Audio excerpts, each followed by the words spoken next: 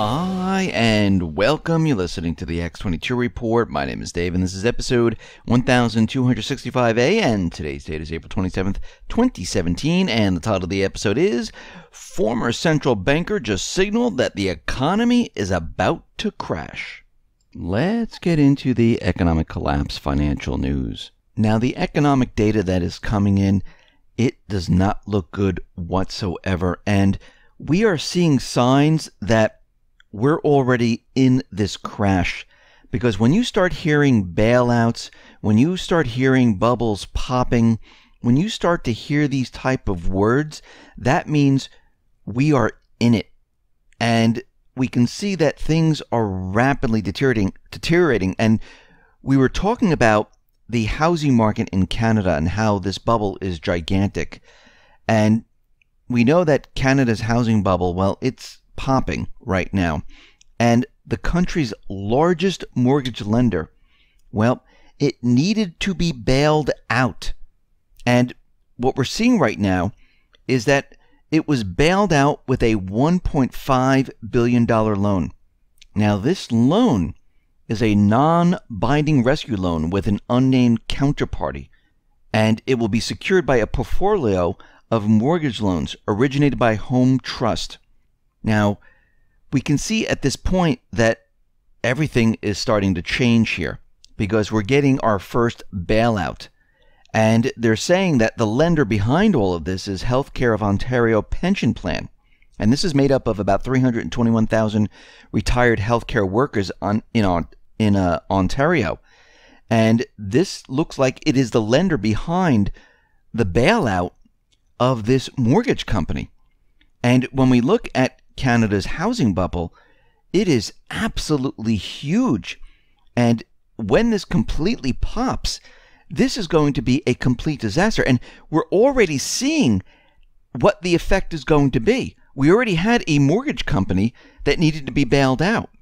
When this pops, and then the U.S. pops, and it spreads across the globe, this is going to be an absolute disaster. Now, here in the United States, we're seeing initial jobless claims jump up, and we know this number is completely manipulated, but we are seeing the initial jobless claims continually move up and up and up. A little bit at a time, it comes down, but then it moves back up, and we're starting to see that the manipulation, well, it's getting very difficult to continually manipulate when more and more retailers are closing, more and more corporations are laying off people, and more people are looking for work. And we can see right now that this is going to break eventually, and this is going to skyrocket. Now, we've seen this before, and if we go back and throughout time and we look at the different recessions, we can see that when initial jobs claims, well, they hit that lowest point, we end up in a recession. There is a pattern there.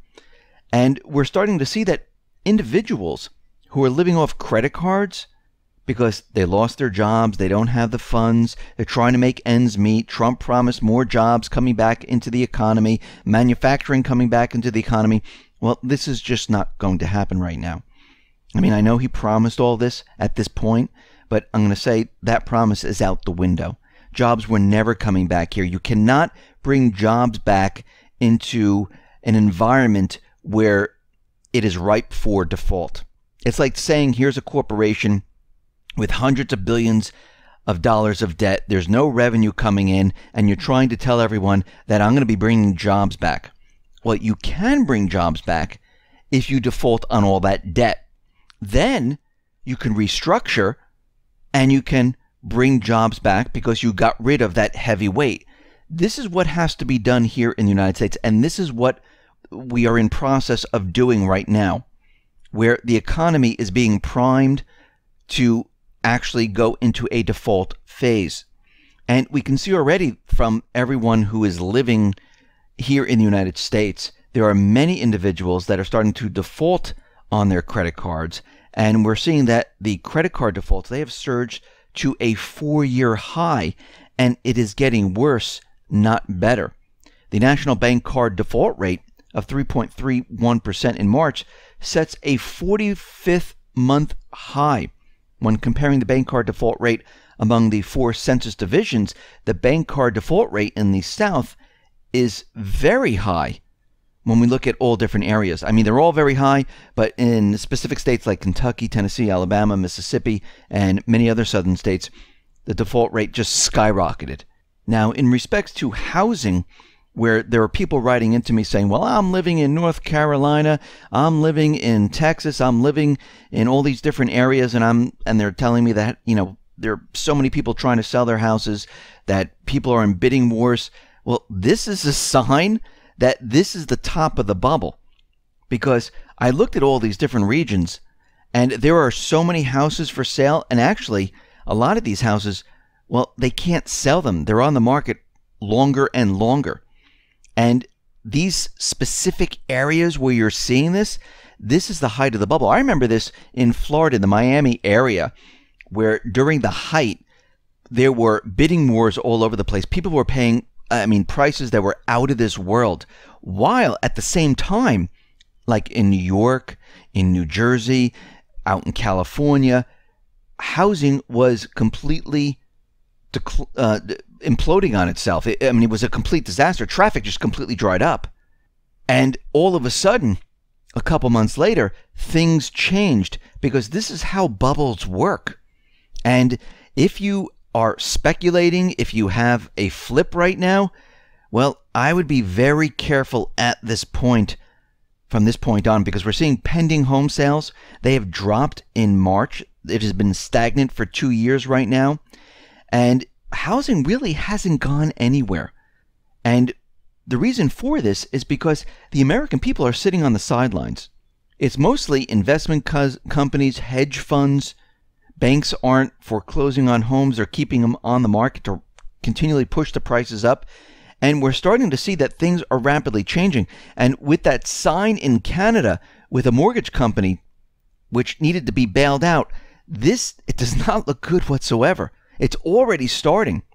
We see core durable goods. These orders have dropped by 0.2%.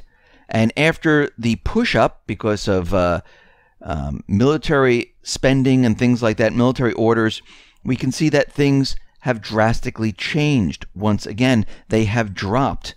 And what we're seeing right now is all this soft data and all this information that was coming out. The hard data is completely showing the opposite right now, where things are not matching up to the soft data, where they were hoping that things were getting better. It looked much better, and things are rapidly deteriorating very, very quickly.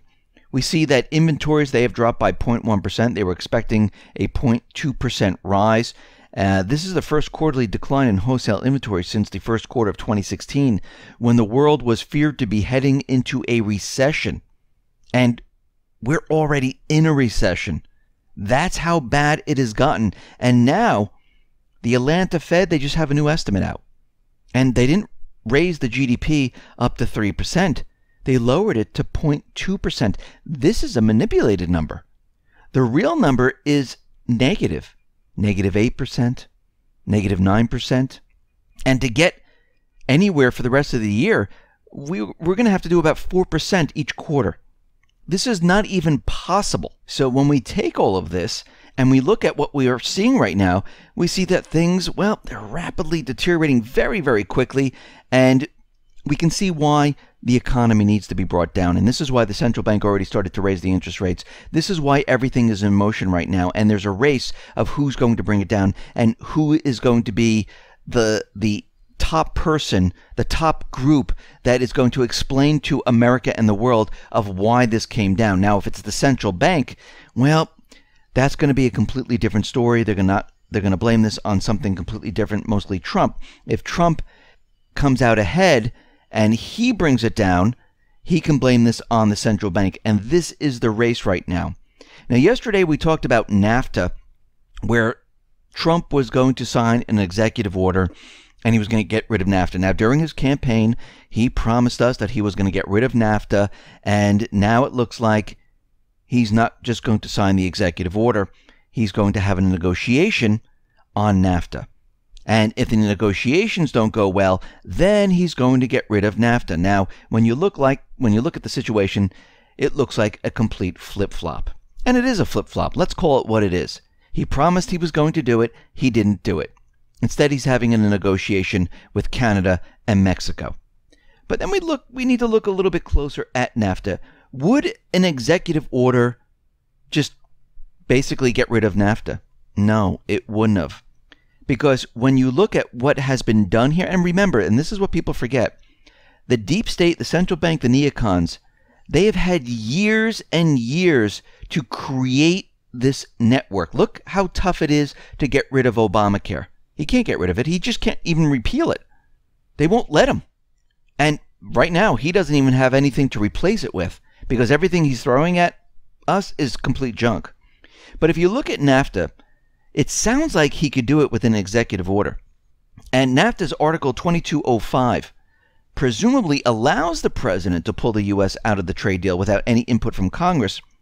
But there are some caveats within this, because he has to do what he has to do is he has to provide Congress with a written notice 6 months ahead of time. Well, this is not going to fit into his 100 days where he's trying to make himself look good. And no one has actually ever tried this before. America hasn't walked away from a commercial treaty since 1866. And the question is, can he just do this? Well, yes, he can, but the problem is that Congress passed a number of laws that are in NAFTA. And to undo these laws, he has to bring Congress into the fold. And he has to have Congress undo this. This is not going to be easy. This is a tough thing. You know what would be a lot easier? Crashing the economy, resetting everything. And we can see why all of a sudden he said, okay, I can't do this. First of all, it wasn't going to fit into his 100 days where he was trying to look good. It was completely impossible. This is why he's having the negotiations. I don't think the negotiations are going to go anywhere, because in this environment, there's nothing he can do. There's nothing he can do. He can't bring jobs back at this point. And we see right now that the Congress, the Democrats, the Republicans, they're threatening a government shutdown. And everyone's like, oh, the government's shutting down. So what does a government shutdown really look like? Do the vice president and president, do they resign? Does the government end? No, it doesn't. No, they stay on the job. They receive full pay, except for Trump. He's not receiving the pay. Does Congress fly out of Washington, D.C. the following day and cease to draw their pay? No. They receive all their pay. Does the Army come home and cease to protect us? No, that doesn't happen either. Do states, county, and cities no longer function? No again. Hey, so when you really think about it, do we really need this government like this? We really don't. So none of this happens because states, they have their own tax base. Yes, they might get a little bit federal funding, but they can continue on. This is the way the system was designed. Will we get the mail? Yes, the Postal Service functions as an independent business unit. Will we still get Social Security benefits, food stamps, unemployment compensation, and veteran benefits? Yes, that will still happen. So why the hysteria? Because they made it that way. Because they made government shutdown a scary term to frighten you. So what will actually happen? Not much. Certain things will close down, and most of the people don't even notice. Actually, the government has had 18 shutdowns since 1977, according to the Congressional Research Service. The Reagan administration having 8 of them alone, because in 1979, the government was shut down for 10 days while Congress argued over a proposed salary increase for the legislative branch. But guess what always happens? They always agree and government reopens because they can't keep it down too long. They know it because they don't want you to figure out that you really don't need them. Now, we can see that, as we said before, there's a race to bring down the economy. And the Fed, they've put everything in motion because they believe they're going to be the ones who bring down the economy. Now, they've been keeping the interest rates around 0% for about 7 years. And the U.S. government was able to go on a massive spending spree, ballooning the debt to GDP above 105% where it sits today. So how does this impact stocks?